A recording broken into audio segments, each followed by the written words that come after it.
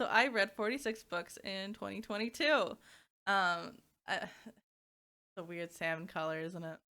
I do also have. Well, actually, you can be on. It's fine. Chat can be on. um, yeah, and so like I actually don't have. So 46 books sounds like a lot, but I'm not actually going to be discussing the majority of the books I read because they're all from the same genre. And if you've been here, or the same author, even technically speaking, so if you've been here for a while, you probably know who that author is, or at least you have an idea of. Never mind. Um, yeah. Here are my reading stats. I'm like vaguely proud of myself and I just want to talk.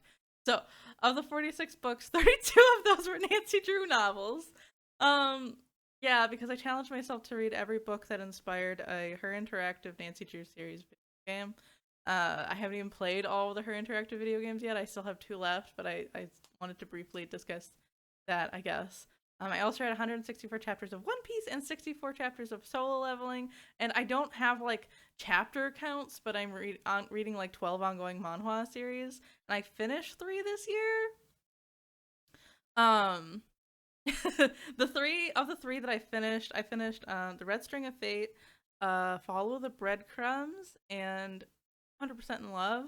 I only recommend 200% in Love. It's like about people developing video games and but they also play an MMO and it's cute and it's actually like 60 chapters. It's not that long. Um yeah. Otherwise I don't really recommend those. The 12 ongoing manhwa I can't like name off the top of my head. Don't we can talk about it later. I don't know. I'm also always open to more suggestions. And then DNF, for those that aren't in the know, DNF means did not finish a book. I only didn't finish two books that I picked up this year. If it had been my choice, though, I probably would have just like thrown half of the Nancy Drew books across the room and just never touched them again. And in total, I read 10,796 pages, which is great because I think in pushing myself to read the Nancy Drew novels, it made me read more, obviously. But I was really someone that would only read like maybe 5 books a year, even though I like say that I love. Feels like I should read a lot more if I love reading. So it really made me get out there and just try to get whatever, like get like extra additional books in my hands because I couldn't just read Nancy Drew. I would have lost my mind. So it kind of helped. I like shocked those who were shocked. It's 32 are Nancy Drew books. Um, the two books I didn't finish are The Demon Tide by Laurie Forrest and A Master of Gene by P. Jelly Clark. Both of these are well, actually, that's not true. Hold on. The Demon Tide I probably will finish this year at some point. It's the fourth in the Black Witch Chronicles series. The series was going really well until this fourth book, and I kind of hate the series now. Maybe I won't finish it because it's just terrible now. Um, it's about a girl going to like a magical school, and she like meets a band of misfit like various races of magical creatures, and they like bind together to fight the patriarchy. But then they like threw that all out the window. Well, or they threw it into like 1,000 different pieces, and it's just very like disjointed, and I don't like it anymore. And then A Master of Gene, I want to like this book, but it's very obvious that this book, which is like just a murder mystery in Egypt, kind of sounds like the kind of book I'd like.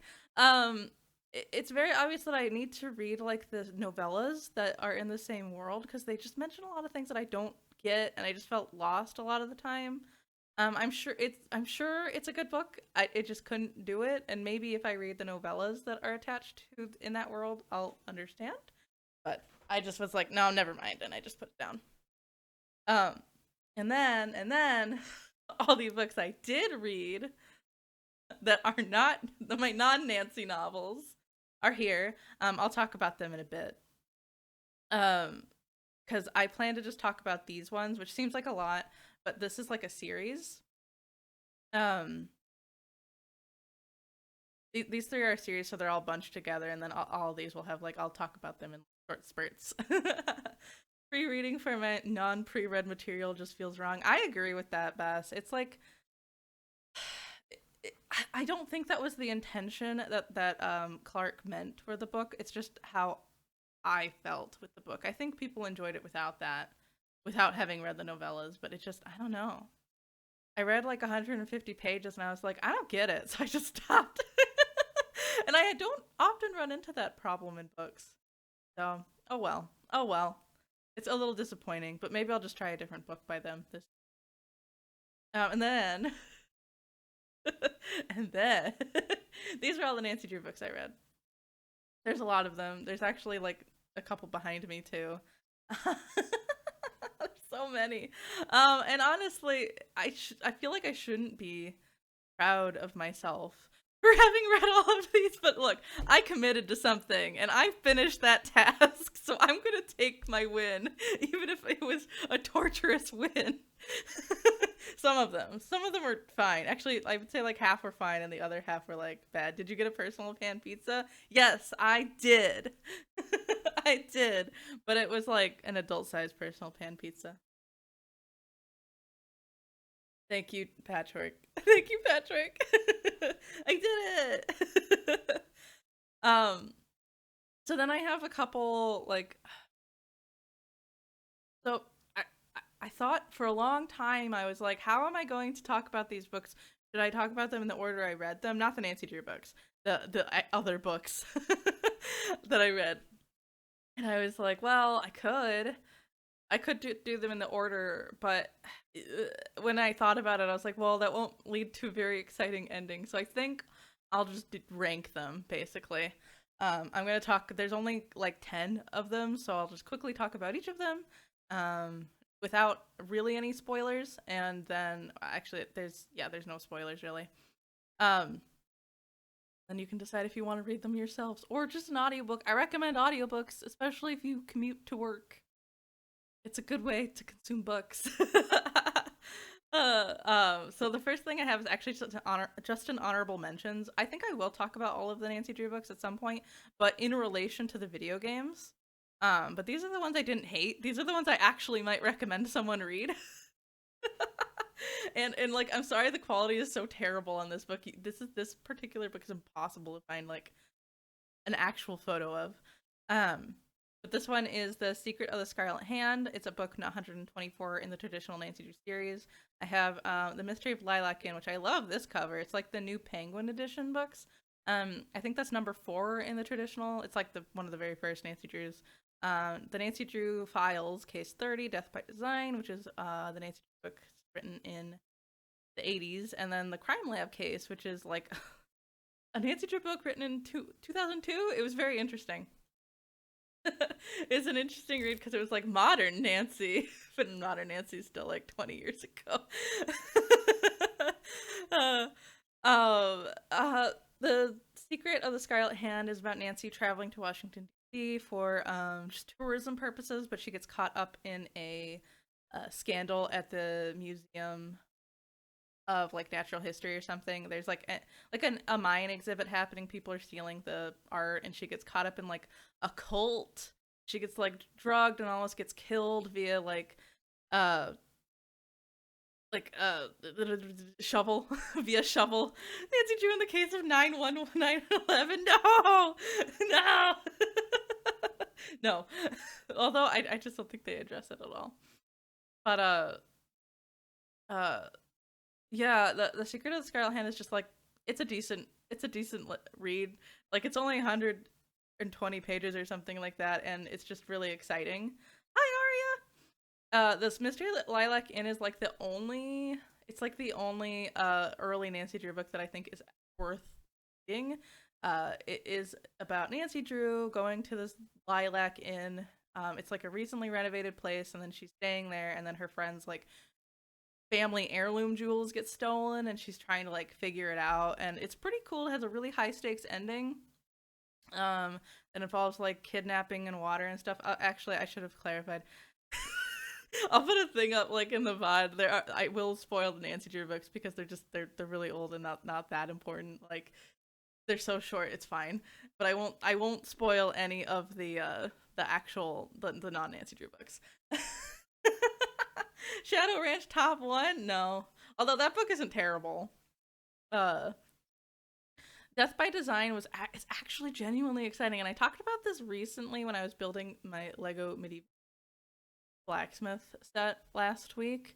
Um, Nancy Drew goes to Chicago to look into a fashion designer getting death threats, and she goes and meets the fashion designer and puts on her fashions. Because Nancy Drew's just so perfect and has the most perfect body. And she like touches a brooch and she gets pricked by it, and then that it ends up that brooch had like poison in it, which was intended for the fashion designer. So now Nancy has been like is partially hospitalized, but she keeps going back to like the fashion designer location to try to find out who did it. And she's just like passing out everywhere, and it's just really funny book actually. And then the crime lab case is just a very simple. Nancy Drew is running a crime lab camp for children. Meanwhile, the older man that was supposed to actually be running the camp ends up getting poisoned. And Nancy Drew is trying to figure out who did it. And I just liked it. It was genuinely a good story. I won't spoil it. You just go and figure it out for who done it for yourself. I also learned something, I feel like, in the crime lab case. I think like because Nancy Drew is like a children's book, like middle grade, they're trying to like teach you things, like give you fun facts about different things. And I actually learned a little bit about like dating teeth stuff in forensic science. So that's nice, right? So next, I think I can make myself big now. I can be big now. I think I can move like here. I think that'll be good. The next ones I have are just me talking about, in order, the books that I read. So, in order, the worst book I read this year that wasn't a Nancy Drew book. If it was a Nancy Drew book, actually the worst book I read is a Nancy Drew book, but I'll talk about that at a later date. It is Gilded by Marissa Meyer. Meyer. I don't know. How would you say her last name? I don't know. Um, so not only is it in my opinion, one of the worst books I read this year, it was also the longest book I read this year, and that made me very sad. Now, it wasn't so bad because I was listening to it on audiobook, but still, like, 24-hour audiobook, that's a long audiobook. I dedicated a lot. Meyer, yeah, I think it's Meyer. I don't know. I should have probably looked it up, but anyway, I've actually read nearly all of Marissa Meyer's books. The last book I read of her. What am I trying to say here? So I've read like basically every book. She like is the queen of like fairy tale retellings. Like that's her thing. Like she has like a 5-book series called the Lunar Chronicles. That's about it's just like cyberpunk Cinderella and like Little Mermaid, Beauty and the Beast, and all that stuff. Which is like I enjoyed some of it, but then my main issue with her is that she just like doesn't know how to pace her novels, and she's so popular now. Like she's incredibly popular. Like everything she writes is just like it's gonna get published. So I've been like, maybe she'll get better at it, but I don't know. I read her other trilogy, which is about superheroes, called The Renegades, and it had similar pacing issues, but the last book in that series didn't have those issues, so I was hoping it wouldn't. But anyway, the basic plot of this book is it's a loose retelling of Rumpelstiltskin. The main character, Sorilda, is a young girl cursed by the god of lies, a gift for spinning like tall tales. One evening, she's like in her house and she sees some fairies hiding. It's like there's a hunt and there's an evil king trying to kill some fairies. And she like hides the fairies, and the king talks to her and is like, "You're hiding fairies," and she's like, "No, I just spin straw into gold," and tells a tall tale, and the king believes her. It's literally it's the Rumpelstiltskin tale. Now she's in the dungeon having a bucket of straw and like a mountain of straw, and having to make it into gold. And she meets a guy, a mysterious boy that aids her in her survival, and the story goes on from there. Honestly, it's not a terrible. Like, here's the thing with Marissa Meyer: she has the points that are based off of the fairy tale and has her own spin on them, and she blocks that out, and it's really, really good. Like, she excels at that. but then all the plot points in between, she doesn't know what to do with them. And so it's just, the story just dragged on and on and on. This was like 500 pages, and I think only 200 of them were actually necessary. There's plot progression is what it felt like. I don't know. I don't know, man. It just felt like a lot of the scenes were there to pad out the story. So at this point, I don't know if I'm done with Marissa Meyer. Like, I've read like 8 of her books. I don't know. But I won't be there's like a sequel that came out this year. I'm not gonna be reading it anytime soon. Oh, so mysterious. Oh, so mysterious. Oh yeah. Also, like, for content warnings, there's like pregnancy, and it's just not something I'm into at all in any story ever. That kind of also soured my opinion, I think. Oh, next. What do I have to talk about? Oh God, no. Maybe this one should have been. No, no, no. Never mind. Okay. I, I made this one. I was like, what order did I put these in? So I read this trilogy it's called the Scholomance series by Naomi Novik. I probably should have stopped after the first book, but the only reason why I read it is because I had bought a house and I needed to like renovate it a little bit. And in those renovations, I wanted to listen to something. And I was getting sick of a lot of podcasts and other things. So I was like, okay, let's see what I can find at my local library audiobook service called Libby. And the only thing that I was remotely interesting in was A Deadly Education by Naomi Novik, and I was like, yeah, sure, I'll get that one. Everything else had like a long hold time. I'll just listen to it. And so, okay, the first book follows a girl named Galadriel, but she goes by Elle. Her mother was obviously a big Lord of the Rings fan. She attends a school for the magically gifted called the Scholomance. At this school, there aren't any teachers. You don't get holiday breaks. And the kids don't really make friends with each other except to form like alliances with each other. This is because they're just all trying to survive, these poor children. The school contains deadly monsters, and they're just lurking all around, and they just are trying to eat the children constantly. And so what they're learning, because they're trying to survive, what they're learning is like survival skills, and their magic can be used in that way, basically. So naturally, Elle, being the main character, is incredibly powerful. She has enough magic to take on all of the monsters in this, possibly. But she is really bad at making friends, and is very annoyed that this boy named Orion Lake keeps trying to save her from the dangers of the school. So what could happen next? Does Elle make friends? What secrets does the story hold? Cabbage Boil! Thank you very much for joining the observatory. I hope you enjoy your stay. I know, Dara, it's okay. You don't have to read. This story sounds like an not OSHA compliant. Is not OSHA compliant. That is for sure. For sure, 100%. Welcome, welcome. So yeah, this book, oh god, okay. So the first story is fine. I don't really have a lot of issues with it. Like, it's cute to see how Elle gradually becomes friends with Orion, because of course she does. It's a young adult trilogy. But the prose in this book it's just, at best, way to describe it is just rambling. Like, the main character Elle, she'll look at something, like she'll look at like a crack in the wall and be like, "Oh yeah, that reminds me of this one time that my mom made me root soup, and then these spiders all came out of it because they were all like evil demon spiders that we had to kill, and it was the most horrific thing ever. But it's okay now because I blah, blah, blah, blah, and she just goes on and on and on and on, and then finally, like, something else will happen in the story. So if I wasn't listening to this in an audiobook, I would have dropped it like immediately. Like, it would not have been right. It would not have like fit me, my like reading style, very well.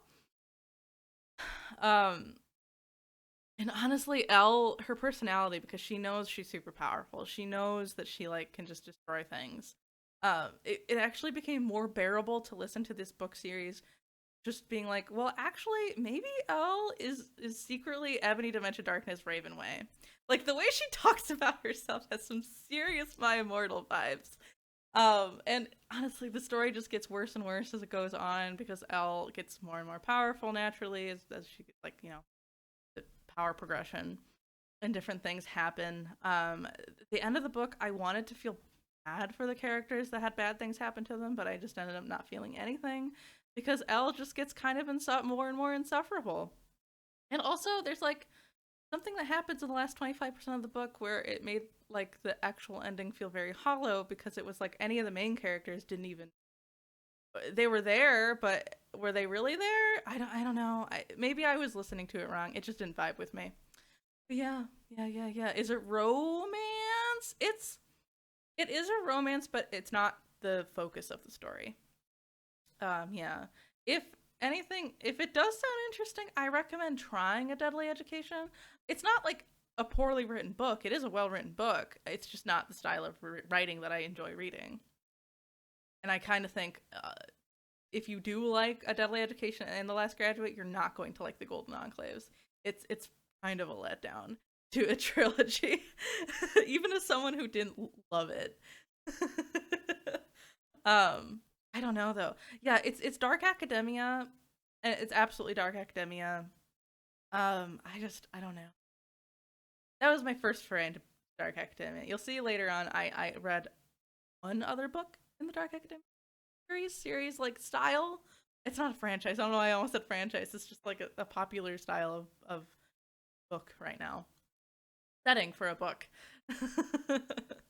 Number 9 is it the bat? What's next?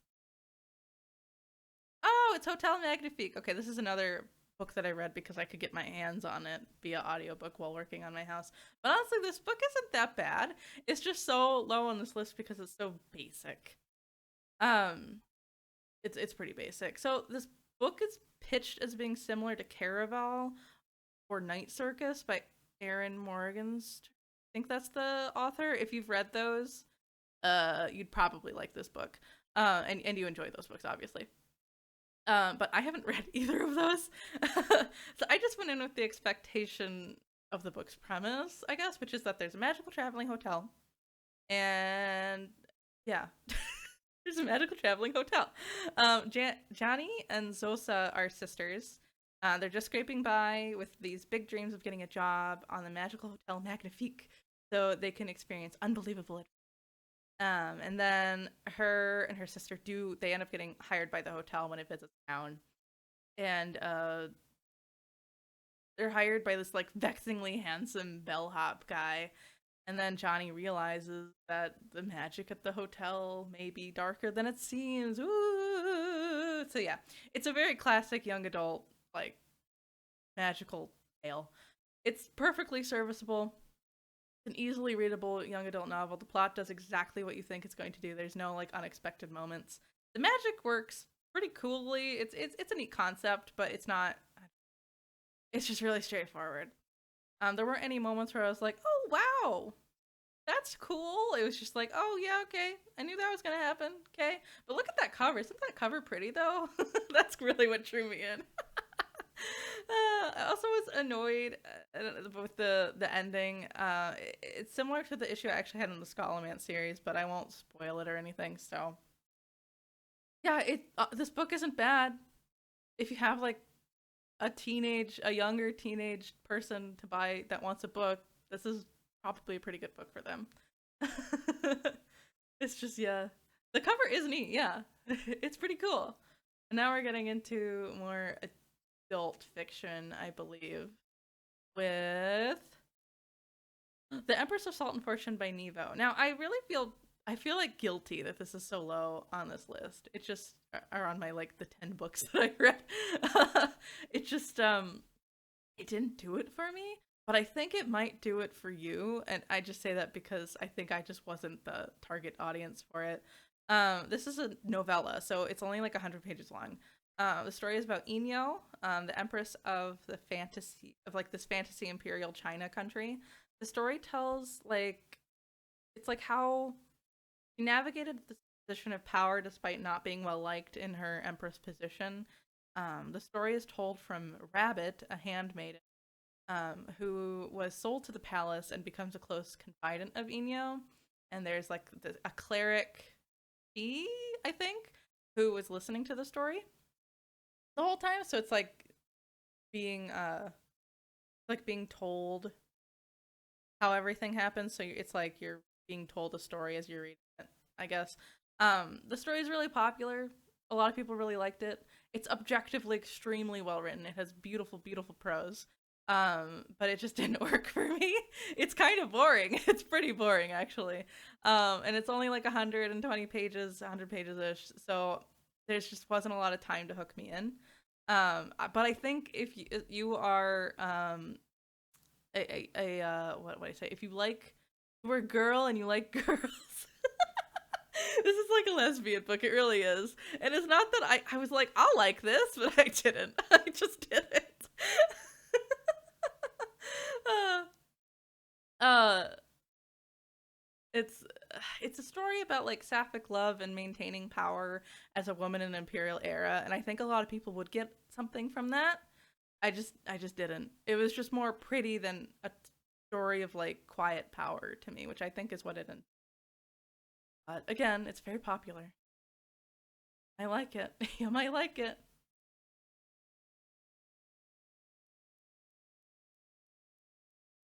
Wait, the last name Taylor means you're an unreliable narrator? Because Taylor? You've heard about this one before? Oh. Yeah, did get super popular, and it's like a series. I haven't read any of the other books because I thought that it was beautifully written, but I wasn't that interested in the plot. But honestly, it's not bad to pick it up because like I think the audiobook is like 3 hours long, so it won't take you very long. And also like it's really short, and it's nice. It's pretty. It's a good way. It's a good piece of art. uh, oh, it's being told by a character, therefore it's an unreliable narrator. I suppose that's true. It could be unreliable. I don't think that's the intention of the story, but yeah. It's just from someone's perspective, not the Empress's perspective, is more so what I was trying to say. Um, Number 7 is Comfort Me with Apples, I believe. Yep. Comfort Me with Apples with Catherine and Valente. Now, I can't really talk about this story because it's very, very short. It's like exactly 100 pages. Um, so the main character is a woman named Sophia. She lives this amazing, perfect life, her amazing, perfect husband, in her amazing, perfect gated community. Um, or is it? Her husband spends a lot of time away from the house and she misses him, and so she goes like to her neighbors asking where he goes, like do they know? And she just gets really cagey answers. Also she isn't allowed to go in her basement, and she's like, it never really occurred to me why. And so what's really going on here? This is number 7, but I actually recommend this if you just want something simple to read on your commute. It's not going to take you at all. It's a very, very short audiobook, and it's only 100 pages. Literally can't talk about it though. Like, I think a lot of people didn't like this book because it's labeled as a horror book, and it's really not. But if the book was labeled in the genre it should be, it would spoil the entire story. So I can't say it. I can't say it. The writing is really nice. Catherine Valente is a very good author. I've read a few of her other books. Um, but yeah, it's lower on the list because like I was like, oh, that's what the story is. Oh, like the what genre it really is isn't something I'm super into, but I can be into it. And I don't know, it's just okay. I also, but it's also like the mystery of it, the intrigue, because I can't tell you anything really except for like the very beginning parts of this book. Buy some apples, yeah. Perfect everything. End of story. No book here. Is her husband secretly L. Ron Hubbard? No. Spoilers, it's not that. But yeah, I don't want to spoil it. Won't. But yeah, I think if that's intriguing to you, go and listen to it. It won't take long. Or, by the time you understand what story this is, because what kind of genre and what story this is, you'll know what story it is. Or like a western. No, if you just exist in this world, you'll probably know what it is. I'm actually intrigued. I might check it out. You're probably not gonna love it.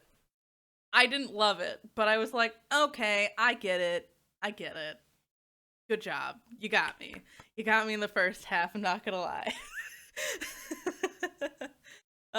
It's also like once you understand, you're like, oh, I probably don't need to read this book anymore. But you wanted to see how it ends. Yeah. I don't know. I'm in the middle of a bunch of 1,000 page fantasy novels or something to break it up would be nice. Oh, yeah. Yeah, yeah. Oh my gosh. I want to read those 1,000 page fantasy novels, but they're intimidating. You're stronger than me, Woodzier. All right, next is Book Lovers by Emily Henry. Okay, so I've made it kind of like my Christmas tradition to read an Emily Henry book at this point because I've done it for 3 now, and I was like, you know what? I can read another one. This is probably the least appealing book on list to the majority of you because it's a romance novel. But honestly, it was like really nice to like read it at the end of having read all of my Nancy Drew books because it was just so light, so like it's really wonderfully written. Like it's witty, the plot moves quickly. That's really nice. I really liked that part of it, but it also it just wasn't Nancy Drew, so maybe that also made me like it more. uh, so it's funny because I don't read a lot of romance novels, but Emily Henry she has a way with words. She has a way with words. So anyway, this basically, okay, so you know how in those Hallmark movies, um, there's like the typical city boy, he goes to the country and he meets someone, like he meets a girl or whoever, and it's life changing, and then he has to like call his girlfriend in the city and be like, hey, I'm breaking up with you, I met somebody in the country, and then he moves there forever. This main character is the girlfriend that gets broken up with, and that's happened to her like 3 times. um yeah, so she's the heartless girl, I guess. Nora is her name. She's been broken up with like several times, in the same cliche way, and she's not a fan of big, like small towns. Not a big fan of small towns. Sorry. Regardless, she agrees to go to like a small town in North Carolina with her sister Libby as like a sister's trip, and she runs into her colleague in the book publishing industry because she works in the book publishing industry. I mean, look at them with all those books, those suitcases of books. His name is Charlie, and then things get spicy from there. Or well, I wish it had gotten spicy. The book was a tad disappointing from my perspective. It's really funny in the beginning. The two they're very charismatic and they have a lot of chemistry with each other. The two characters, they literally start bantering about Yeti erotica at the very beginning of the book. It's very weird. But then they just keep cock blocking it themselves. Like, just do the do if you want to do it, man. Stop it. And it was very frustrating. And also as the story progressed, it became less of a romance and more about Nora's relationship with her sister Libby, which is a perfectly fine book to write about, but like that's not really a romance novel. That's just like a family problems novel. Um, and then the whole entire book got really bogged down by like overcoming childhood traumas stuff. Like everyone's got their own childhood traumas, and we all gotta overcome it. And it's not a bad thing. It's just not really what I wanted in the book. It's still heartwarming though, and I'll probably read Emily Henry's release next December. The Christmas tradition now. uh, well, you started a cultivation web novel recently, and while you kind of like it, the entity is just too. You want them to be friends with others. Also, new flavor. Hmm. They're just too mean. That's too bad. Oh my gosh, I forgot I had tea. That's also too bad. It's kind of cold. It's cold. Mm. Well, I guess it's not that cold, but yeah, sounds interesting. I haven't read a lot of like the published on the internet books lately. Maybe I'll start that again this year. Hmm. Hmm. Okay, okay. So from here on out, all these books are like I actually liked them. Basically, 5 through 1, I liked these books and would recommend them to various people.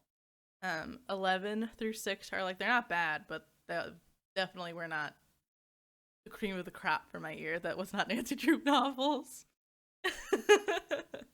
Oh, from the beginning they were talking about having a demonic nature. Oh, but then they were really demons. Uh-oh. Hmm. I'm gonna take a tea break. I have like weird tea. It's good, but also weird. I don't know. But at the beginning it was portrayed as calculating, not caring for. Oh, but now it's like social mean. No. Not literal demons, but very casual murder came to cook. Uh-oh. Uh-oh. That's spooky. Ah.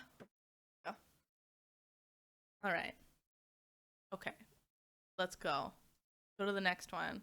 So number 5, yeah, I actually would wholeheartedly recommend this book. Sign Here by Claudia Lux is a debut novel. Doesn't read like it though. It's really good.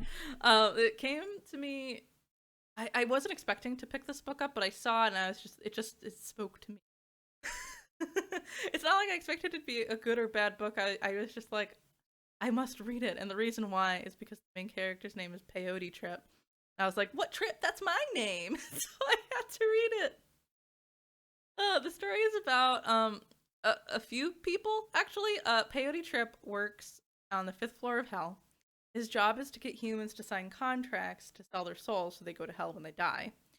And Peyote has a plan to change his life because all he needs is one more soul from the Harrison family. Make it happen. Yeah, and so the Harrisons is another perspective in the book. They're on their way to the vacation home that they go to every summer. But this time they're bringing the girl in the family. She's bringing her friend along, and this is going to be a summer that the Harrisons will never forget. Yeah, that's I don't want to spoil anything because I think it's really worth it. I really liked this book. As simple as that. The story was it was fast paced, and I didn't want to put the book down. I kind of like books like this where the chapters are really short. So like if you are someone that just wants to read like a couple pages and then put it down, you can absolutely do that, no problem. Although I don't think anything that happened in the book was entirely unexpected. It was still a really fun ride. The execution of the twists are what made it to me, because I had a feeling that the twist that happens was going to happen, but the way they did it was a lot different than what I was expecting. Yeah. My one complaint, I think, is that the author could do more than just ending every chapter on a cliffhanger to like keep the tension high. But I can't really be mad because like I don't know, I might do that too if I was reading like a thriller novel book thing. I also think some of the prose moves really fast. So it was kind of hard to even keep up with the plot. So I guess it really does feel like a first novel in some points. But in the end, it's a slow burn thriller novel that turns into a bit of a horror novel at the very end. It's a good time. Good time. What a reason, yeah. Oh, the cultivation is done with insects. Weird. I've not seen it before, but it's a thing. I've not heard of that either. Pass. Although I haven't read that much cultivation stuff. Ah. But yeah, I'm really excited to see what Claudia Lux has to write next because I thought that it was just a fun book. It had a nice. I think I understand the message that I was trying to get across, and I think that it was nice. It's nice. Number 4. What do I have in number 4? Oh, Zachary Ying and the Dragon Emperor. This book is such a cool cover. And this book I can wholeheartedly recommend to like basically anyone that's gonna watch my streams. So I actually talked about this book earlier this year on stream. But anyway. Zachary Ying is a middle grade novel, so it's like a younger teen novel. Heavily inspired by Yu-Gi-Oh! And Chinese history.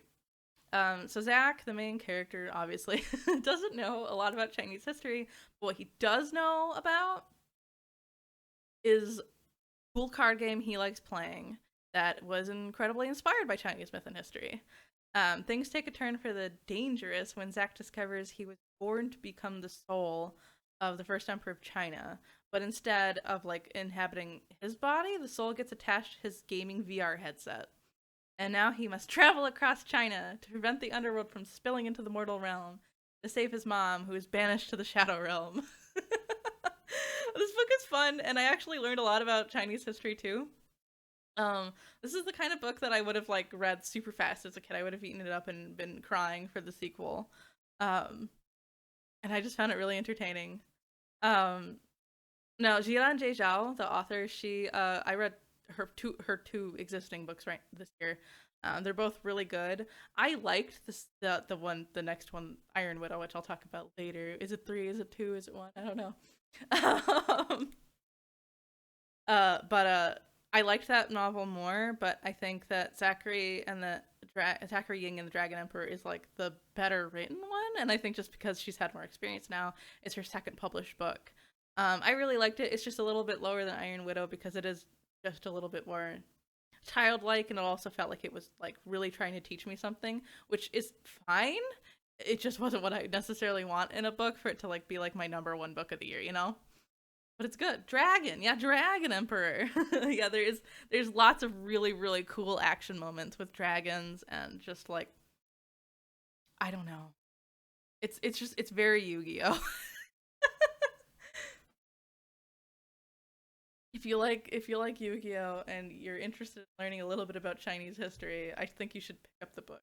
Also, the author, I didn't get a photo of it, but in the dust jacket of this book, um, she her author photo is her in a Seto Kaiba cosplay. She's sorry, they are so cool.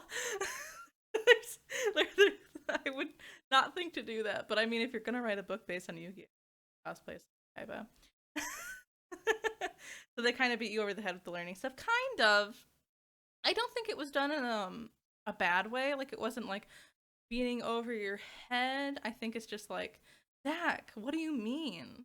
What do you mean you don't know this stuff? Shouldn't you know all this Chinese history? And Zach's like, no, I'm an immigrated kid. Like my mom came to America when I was like 2. I don't know anything. So like all the other kids in the book are just like, "What, you don't know this? This is all about this." So it comes across as like kids just being excited to tell you something a lot of the time, but it is kind of a little bit beating over you over the head.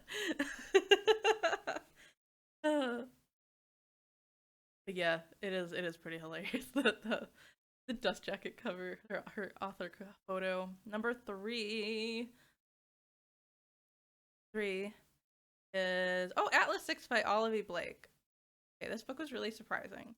I didn't know if I would actually ever read this book, but it just plopped into my lap, so I read it. This book was initially independently published, but it got so popular on TikTok that it got like a traditional publication. This is the original cover. If you look up the Atlas 6 like now, I think you'll see a different cover. But yeah, it was definitely on my radar because everyone under the sun was talking about it, and I don't even use TikTok, so I just found out about it. But I saw it and I was like, you know what? Sure, I'll read it. This book is about 6 magicians who were chosen for a chance to become a part of the Alexandrian secret society. They're keepers of all the ancient tomes, because Alexandrian library and whatnot. And if they get a place, they get selected officially to be part of the society, then they'll just have like wealth and power beyond their wildest dreams, and they'll be set for life. So every decade, the 6 talents are chosen, and then they'll be initiated into society. These 6 are all very different candidates. The 6 characters in this book, basically, and most of them have extremely different powers. They have to spend 1 year together to qualify for the initiation, and they need to like create some sort of contribution to arcane areas of knowledge. And in order to do so, like they have full access to the Alexandrian like library archives.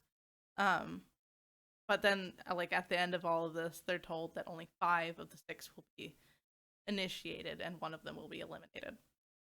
Dun dun dun. So this is another Dark Academia story, but I liked it so much more than the Scholomance. But like, this is like probably how Dark Academia should be executed, in my opinion, I guess. Like, you get to read from all the characters' perspectives, so you really get to know all of them. They all have a very distinct voice, in my opinion, making it actually kind of hard to be like, oh, well, this character obviously is the one that they need to eliminate from the six of them. Um, it's funny though, like, why did I like this book? Because, like, not a ton happens. It's mostly just them talking and learning about each other and going over things in their head, debating. But at the same time, the dialogue was exciting and interesting, so it didn't bother me that nothing was happening. Like, you can just talk in a book and it can be really great, but you have to do it right. Also, there's plenty of LGBT rep and some even surprising LGBT rep. It just, I was like, whoa, this is happening now. Whoa! I did not think there were some things I did not expect happening in this book that happened. The way the magic works is also really cool. And there's many side characters, and they all actually have a distinct purpose. They're not just there. And I really appreciated that. No, I just liked it. I actually already bought the sequel, so I'll be reading that this year probably, for sure. Actually, that reminds me, going back to Zachary Ying, I think this is a great book because it has a lot of representation too that you don't see a lot in books. Like, it has Muslim representation, LGBT representation, and disability representation, which is um yeah. And then this is just gay people everywhere. It's great though. It was really fun to read. It might actually be worth just reading the audiobook because in the audiobook it's every perspective is by a different person, a different voice. So you really get, I don't know, you really become part of, like, you really get an insight into the characters' minds. I thought it was good. Can I say? Number 2 is Iron Widow by Jiran J. Zhao. Now, Zachary Ying was about Yu-Gi-Oh!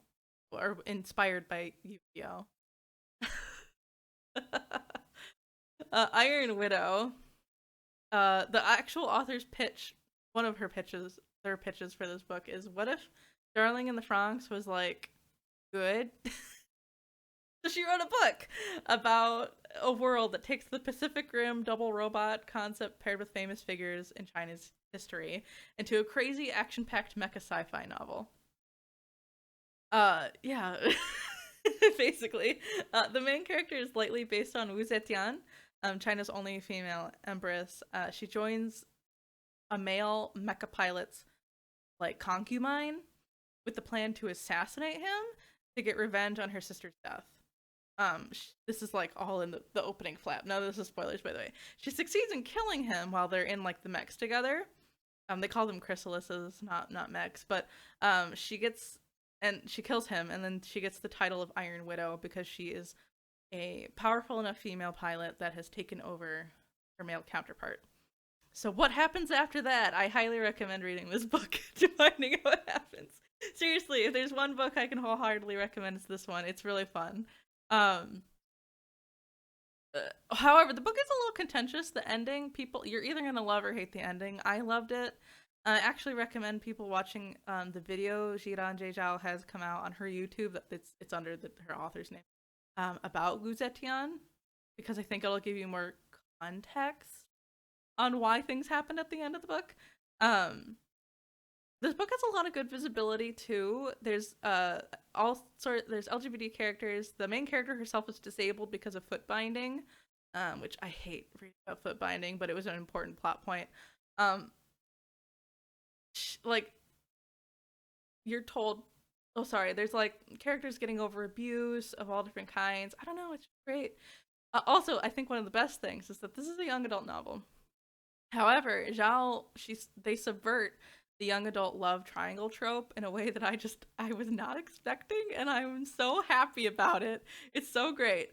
So Heavenly Tyrant is a sequel to that coming out this year, and I'm probably going to buy it as soon as I can.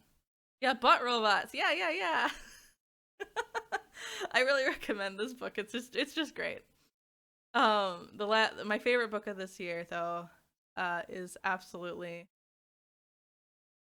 without a doubt, Light from Uncommon Stars by Rika Aoki. I had to look up how to say her name. wasn't sure if it was Rika. It's definitely Rika. So, Life from Uncommon Stars is set in California, somewhere in LA. The story is about Shizuka, a woman who has made a deal with the devil to get 7 violin prodigies, trade their souls for success. It's about Lon, an alien who has just landed on Earth, and she recently took over a donut shop, and Katrina, a transgender woman who has just run away from her abusive family with pretty much nothing but her violin. These 3 characters have their stories interwoven as Shizuka takes in Katrina to refine her violin skills, and Lon and Shizuka start crushing on each other despite their complicated circumstances. Yeah, this is it's just a really, really good book. It's wonderfully written. It's all the right types of magical. There are moments of pain when you're really worried for our 3 main characters, but Aoki is really good at applying like a soothing balm after like really tough, like painful moments. I enjoyed the story.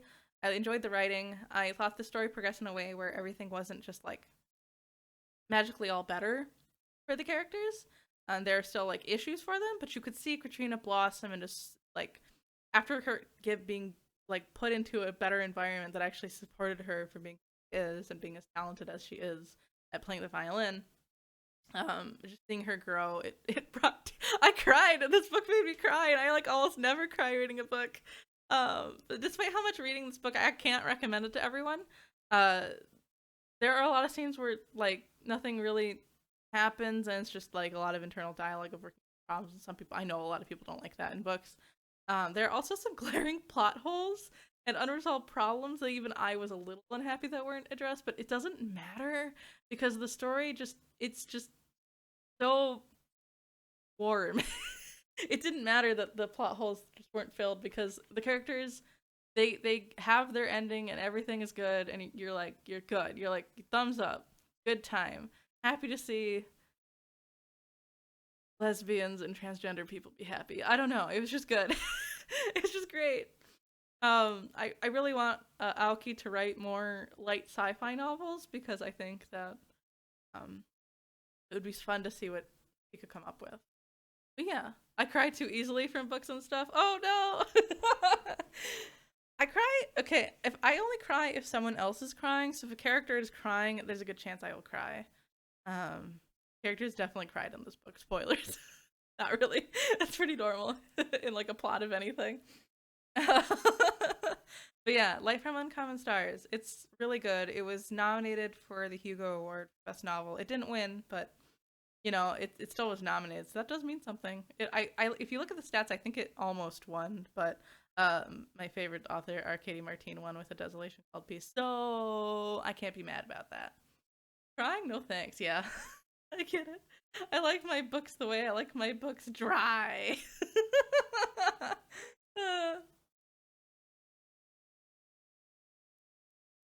All right, now I don't have too much more. Thank you all for listening to my TED Talk on books. Yeah, I have stats. Hold on. Oh, my big butt's in the way. Whoa, here's my head. Tiny little head. Now you can see the books I loved and was surprised by. The books that I just think are good. Meh books. Not good, not bad. And then why were these written? Why are they the way they are? Books. A TED Plus talk. Yeah. What do I have next? Oh yes, my reading goals. Oh, my head. Why are my ears so big? Move here. This is TEDx. Is it TEDx? Is that how you say it? No, I don't know. My 2023 reading goals are to read what I want because I literally read 32 Nancy Drew books and I thought I wanted to read all 32 of them and then halfway through I realized I didn't.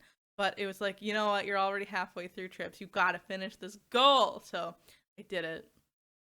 DNFing more, did not finish more.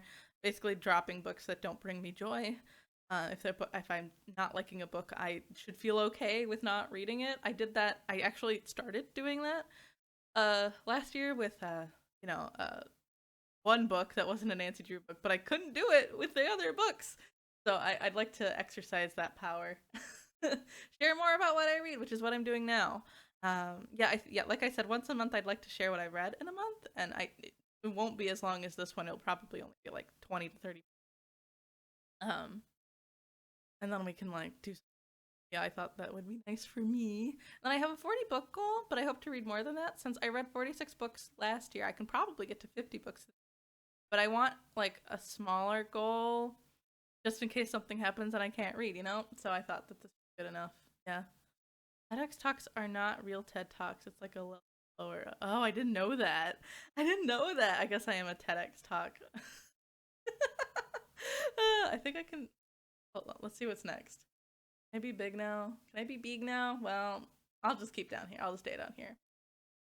I put together. This is my to be read shelf. I actually have a really small to be read shelf, and I'm pretty proud of that. I usually read the books that I own.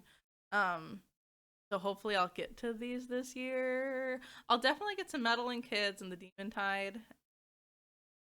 Want to get to these two, and I'm probably not going to read the Patrick Rothfuss book. I know everyone says that it's really good, but I just don't. I just don't know. I just don't know. Actually, for like a very quick blurb, A River Enchanted. Oh, is about I don't know a dude who left university and is asked to return home because girls have started disappearing. He ends up having a partner up with his childhood enemy, the heiress of the land, and they have to work together to solve a mystery. I like mystery novels, and it's fantasy. I think one of my actual goals that I didn't write there is to read more fantasy. I tend to just read like young adult fantasy, which doesn't really do it for me. So I need more fantasy. Meddling Kids is a paranormal horror mystery that's basically Scooby-Doo but darker. Um, yeah, it's like teen detectives used to solve mysteries until one fateful night, and now they're back in the town to solve that mystery again. And there's a dog and everything. You know, I really should read this book. I've had it for so long, and I want to read it so bad. Maybe for October. Starflight, I'm not sure what it's about. I really might not read this book. It's about two people working on a spaceship. That's what I remember. And then the Demon Tide, which I'll probably finish this book to decide if I even want to continue the series or not. Um, oh, I wish that it was still about taking patriarchy, but it's just not anymore. Generic Twilight level love triangle bullcrap. The Hollow Heart is a sequel to The Midnight Lie. Is a sapphic novel about magic and power hierarchy stuff. It's good. I should read this honestly. And then I don't know the name of the wind. It's about a guy named Cloth and how he went to school, magic and stuff. I don't know. I got the hook up on fantasy. Yeah, let me know, Woodsier. Let me know what you think I should read. I will genuinely take your suggestions. Um, yeah, stuff and stuff. Yeah, stuff and stuff. After that, I have another reading goal of mine. This is really tiny, but it's okay. Oh, my head's in the way. Try not to be in the way, and I'm failing. um, it's like the buzzword to 2023 reading challenge is something Books and Lala hat makes every year. She's just a booktuber on YouTube, and I'll take a fantasy hookup. Yeah, right. Please. On a fantasy hookup. I read a lot of sci-fi, but not a lot of fantasy. I'm interested. I just decided to do this. I'll like quickly go through the books, I guess, because it will make sure that I read at least one book this year, or one book every month. But I will almost definitely read more than one book every month. So like the themes they have like different themes, and then if the themes have like quotation marks around them, then I have to find a book with that word in it in the title. So yeah, I have like Life and Death for January is Get a Life, Chloe Brown, which is a romance novel about a computer geek that's disabled and like a biker. I'm reading it now. It's all right so far. I'll let you know later how it went. How Rory Thorne Destroyed the Universe is a sci-fi book about a girl and she's like an evil brother, and she's getting married off to somebody. I read like half of this book. like 2 years ago, and I just would really like to actually read it. It was good. I just didn't read it. The Very Secret Society of Irregular Witches. Oh, it's yeah, a warm and uplifting novel about an isolated witch whose opportunity to embrace quirky new family and new love changes the course of her life. Yeah, I didn't know what it was about, but it does sound cute and fun, and it says witches, so I'll definitely read it. Neon Young's The Genesis of Misery is my April's choice is emotions, and so I chose misery as my emotion. It's a space fantasy with a high tech space battles and political machinations, starring a queer and diverse array of pilots, princesses, and pathetic heirs. I almost picked up this book the other day from the library when I went there, and I looked at the dedication, and the dedication was to all of my Ava pilots. And I was like, oh wow, I gotta read it. Wow, what a nerd. I gotta read this book. In May, the theme is flavors, so I picked lemon for As Long as the Lemon Tree Goes by Zulfa Kato. It's about a pharmacy student living in Syria as war breaks out, and she like wants to like live a normal life, but it's hard for her to. Obviously because war in Syria and stuff. I don't know. This book probably will be hard hitting, but I think that I should read it. It's got really good reviews, and I'm interested. And it's a pretty cover. It's tiny. I know it's tiny on my screen, but it's pretty. Blood Child by Octavia E. Butler is a collection of her short stories. Octavia E. Butler is hands down, aside from uh, Ursula Le Guin, like the best sci-fi author of like the 20th century, 20th century, in my opinion. She writes so beautifully. Except don't read Fledgling, don't read it, it's weird. But all of her other books, I recommend them. So I thought if I have to read an anthology, it's Bloodchild and Other Stories is what it is, because I had to have the word other. I might as well read like an anthology about Octavia Butler because she's an author. Yeah, July is Weather Words, Heart of Mist. I know nothing about this book and I might change my mind on it. August is Body Parts, so I did You Feel It Just Below the Ribs, which is by Jeffrey Craner. If you don't know, he wrote Welcome to Night Vale, so I thought, hey, I'll read a book by that guy. Sure, why not? The Final Gambit by Jennifer Lynn Barnes for Game Words, because Game Word, is the last in a trilogy about a girl who wins an inheritance and screws over a bunch of rich people, and yeah, I'll read it in September. I'm kind of in the middle of the second book in the series right now, and I'm enjoying it overall. October is Magic Words because it's October. So it's a magic steeped in poison. I'm really excited to read this book. I was hoping to read it this year, but I didn't get to it.